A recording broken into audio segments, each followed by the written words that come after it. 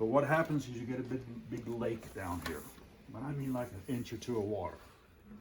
Where's the hose? This little teeny one right here. Tiny Okay? one? That little teeny Yep, that little teeny hose. Okay. Okay?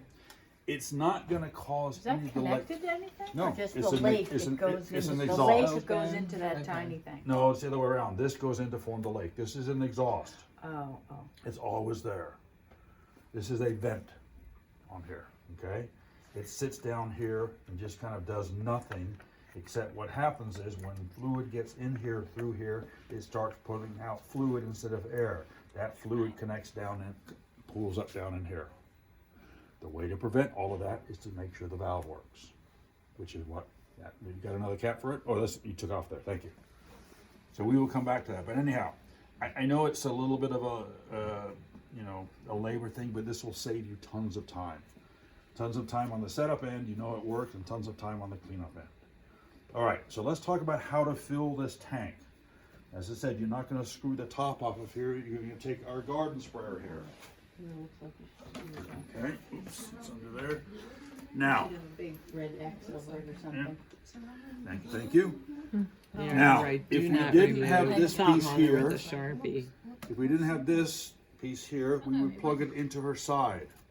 But that means I have to put the tank in her and tie her up just to fill this tank, and it means more lines to clean. Hence, we have this what's called the external filling tool, okay? The way this works is when I hook this up to her tank here, and I begin pumping on the handle, it's going to draw fluid from the tank through this line, which is the blue line, and fill the tank. This tank holds a little over 1.5 liters. When this tank gets filled, it starts coming back out the yellow line, ending up in this bottle here. That whole process would take about 3 minutes.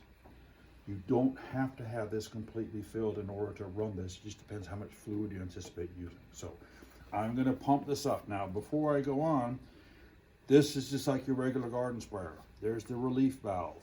With this tank here, when the valve is in this point here, the valve is closed. If I want to release the pressure, I just pull on here. But I want the pressure to build up. So I'm going to pump this about 20 or 25 times. You'll begin to see fluid flowing through here, through the filter, and through the line here. Okay? So this is kind of a pump and then wait and watch. Okay? And it's just drawing fluid in here. So we could set it aside, let it do its thing until we see fluid coming in here. How much fluid is in there? I see it. Yeah, A gallon. it's a gallon. It was. I got it for installation because we went through and we I saw that process. Yeah. That's why there was water in there before. So now you can hear, or you can feel a little fluid in here, and you can see the bubbles going through. As the pressure drops, you may need to pump it a little bit more. Okay. Again, using this apparatus is something you could do in the morning, the day before. You don't have to do it right before. You can set it up ahead of time. You don't need the simulator to do this. Okay. So we're gonna let this do its thing. So, and then how do you get the red food coloring? Well, there's two ways you can do this. You can either put it in here, or you can put it directly into here before you do that. Now we'll go over how to do that, okay?